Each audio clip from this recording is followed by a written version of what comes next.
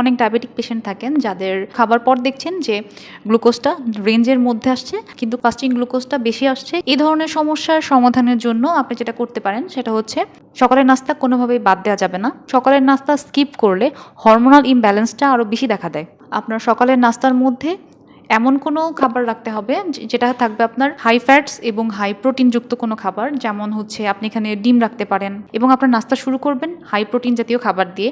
তাহলে যেটা হবে যে আপনার সুগার লেভেল স্পাইক করার যে ব্যাপারটা সেটাও হচ্ছে কন্ট্রোলে থাকবে। এবং চেষ্টা করবেন প্রত্যেক বেলা খাবারের পরপর 10 থেকে 15 মিনিট করে হাঁটার।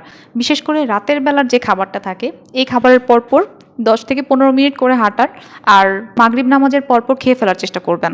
আপনি চাইলে কোনো ফিশ অয়েল কিংবা হচ্ছে ওমেগা 3 সাপ্লিমেন্টও নিতে পারেন। তাহলে দেখবেন আপনার ডায়াবেটিক অনেকটাই কন্ট্রোলে চলে আসছে। আপনি একটা জিনিস মাথায় রাখবেন, ডায়াবেটিকে যে সবসময় আপনাকে ইনসুলিন নিয়ে যেতে হবে বা মেডিসিন নিয়ে যেতে হবে এরকম না। আপনি যদি চেষ্টা করেন এবং প্রপারলি ডায়েট মেনটেন করতে পারেন তাহলে ধীরে ধীরে আপনার ব্লাড সুগারের যে সমস্যাটা ছিল এটা ধীরে ধীরে চলে যাচ্ছে এবং আপনি সুস্থ হয়ে উঠছেন।